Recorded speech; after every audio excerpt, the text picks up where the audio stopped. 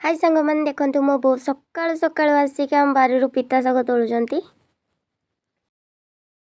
एपट देखंतु आम बारी किछि बाइगण गछ लागिछि सेतिरे गोटे बड़ बाइगणटे हेछि सेटा को एबे मु तोली नेउछि। तापर एटी बो पिता शाग धरै देले केते सुंदर देखा होछि ना। चलंतु गां स्टाइल रे गोटे पिता शाग और बाइगण रो गोटे रेसिपी बनेबा। तापर टिक टिक करे पिता शाग गुडे बाछि दउछि। भल भाबे ताको पानी रे धोई दबा। फिर बाइगण को भल भाबे धोई ताको चुन चुन कर काटि नबा।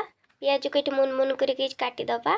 कड़ाई रे तेल पकई दबा। एबे सेतिरे तेल को फुटिबा जाय छाड़ दबा। से अल्प किछि पियाज पकई कि ताको टे चुन मुन कर भाजी दबा। कंचा लंका को पकई कि टे भल से भाजी दबा। अल्प किछि जीरा सोरिष पकई पुणी भाजी दबा। तापर सेतिरे कटाइतबा बाइगण को पकई कि ताको स्वाद से लूण हळदी पकई कि टे गोळई दबा। तापर एटा घोड़नी मारी दबा।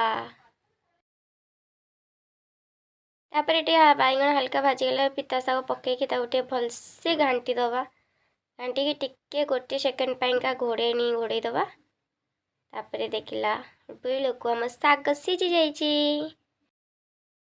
रेडी हो गला एबे हमर बाइगण पिता शाग भजा। वीडियो भल लागितले लाइक कमेंट सब्सक्राइब कर दिबे।